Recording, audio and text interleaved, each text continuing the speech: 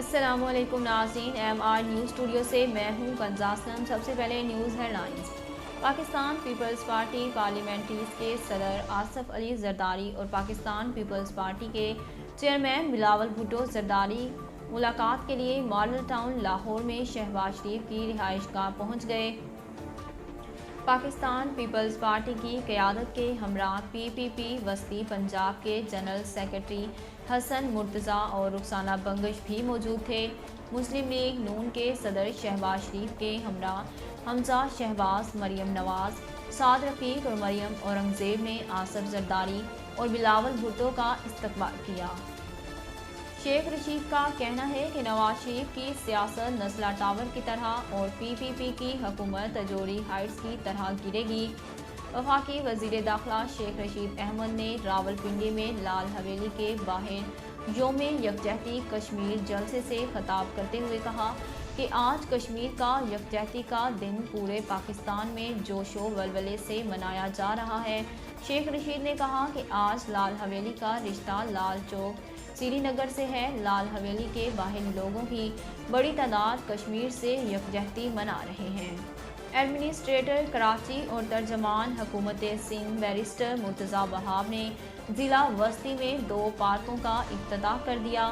Barrister Murtaza وہاب نے کہا کہ پرانی سبزی منڈی پر واقع عسکری پارک کا نام تبدیل کر کے کشمیر پارک رکھ دیا گیا اور شہریوں کے لیے کھول دیا گیا ہے۔ پارکوں کی بحالی کا کام ہر علاقے میں جاری رکھا جائے گا۔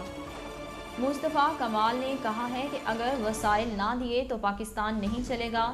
پاک سر زمین پارٹی کے چیئرمین سید مصطفیٰ کمال نے پریس کانفرنس کرتے ہوئے کہا کہ جب یہ سیاہ قانون آیا نہیں تھا تب نومبر میں پہلا احتجاجی سینٹرل میں کیا تھا، پھر ضلع شرقی میں نیپا کے قریب احتجاج کیا۔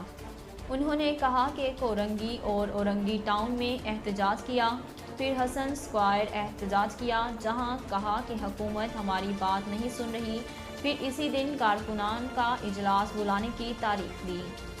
PSL مقابلوں کے لیے لاہور میں سیکیورٹی انتظامات کو حتمی شکل دی جانے کے لیے IG پنجاب راؤ سردار علی خان کی زیر صدارت سیف سٹیز اتھارٹی میں اہم اجلاس ہوا۔ تفصیلات کے مطابق اجلاس میں قذافی اسٹیڈیم میں PSL میچز کے لیے سیکیورٹی انتظامات کا جائزہ لیا گیا۔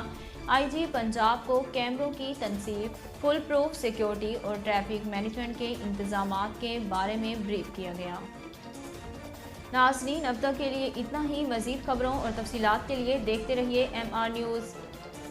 اہلیان لیا کے لیے خوشخبری، MR نیوز چینل لا رہا ہے لیا سے روزنامہ MR news. Editor in chief Muhammad Rehan Rohani. اب آپ رہیں گے ہر خبر سے باخبر۔ اشاعت کا 35 سالہ تجربہ، خوبصورت اشاعت کے ساتھ بہت جلد روزنامہ MR نیوز کا آغاز۔